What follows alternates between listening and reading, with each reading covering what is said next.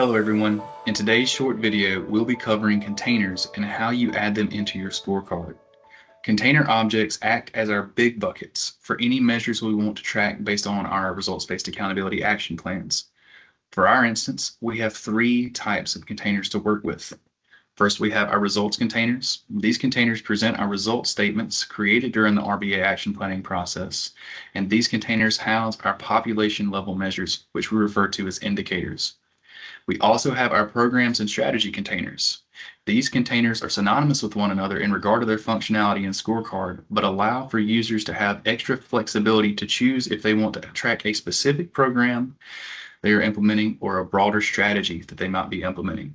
Both program and strategy containers house our performance level measures. These containers will be identified in your action planning process. So let's start with adding a results container to our scorecard.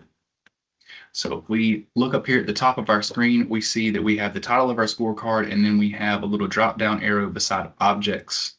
We want to navigate to this first and find containers. Once we do that, we'll click on that, and then we have our three options that we just previously mentioned. The first thing we're going to do is a results example. So we'll click there. So note on this page, all of these results containers are previously utilized in other instances for the Alliance scorecards. So we don't want to click on any of these. We don't want to use any of those. And instead, we want to go over here and press Add New. Once we've navigated to the next page, we're ready to add in a title. So for the sake of the video today, I'm going to use a pre-populated title. It's going to be all families in South Carolina have access to healthy and affordable food. Now let's say that we clicked on the wrong object type below this, and instead of a results container, we chose to use a strategy or a program container. You can always fix that here, and you can always fix it later on in the process too, so you're not going to break it. But we've chose the right one now. We're going to go ahead and press save and exit. And before I do that, tags, we'll get to those in a later video, but that's not something that we'll need to worry about now.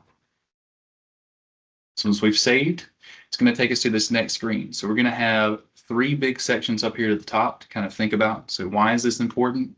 This will be a lot of the information that you would get through your action planning process. It adds in context that's not going to be covered in those indicators we'll add in later, that is focused on contextualizing this result statement. You also have the ability to add any actions that you or your organization or your coalition might have that are going to contribute to this result. And then you're also going to have a place to attach any files that you might want to add. So that could be anything from a graphic to a one-pager or anything like that. Now below this, we have our relationships block. And this is going to be the one that we utilize the most to be able to add things into our scorecard. So if you see down here, we have our scorecards. If you look over, we can add it to an existing scorecard, and we're going to go ahead and click that. Once we're in this next piece, I go ahead and type in demo. That's the title of our scorecard specifically, and we're going to click the search button. Sometimes if you try to press enter, it's going to look like it's populating, but it's not going to work exactly the right way. So make sure that you actually click the search button, and then make sure that you click in the box for this specific scorecard that you want to add this added to. So there should be a check mark. Once you see the check mark pop up, you'll press add. And now if we go back to the home page for our scorecard, we're going to have a result statement there. Now, as far as our strategies and programs containers, we're going to use a strategy container today for our example. We're going to use the same process. We're going to go to our containers. We're going to go ahead and move down to our strategy container option and click on that. Same thing here. We have all of our previously used strategy containers already listed here. Let's not use any of those, but instead let's go ahead and press add new. Now we're going to be on our title page. Once again, I'm going to copy and paste something into this, so bear with me for just a moment while I do so. So this one is going to be implementing new food banks in target areas across the state. Copy that, paste it over. We have the correct type for our container, no tags for right now. So we'll go ahead and save and exit.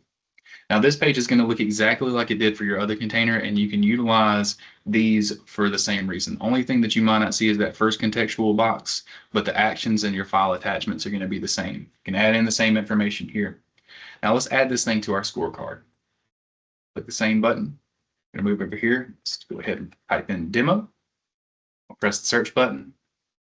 Make sure that we actually have a check mark in the box, and then we're going to add it.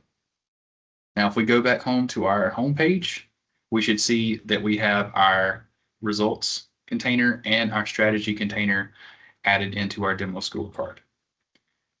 Stay tuned for our next video on measures and how we add those in the same way we did with the containers. Thank you for your time.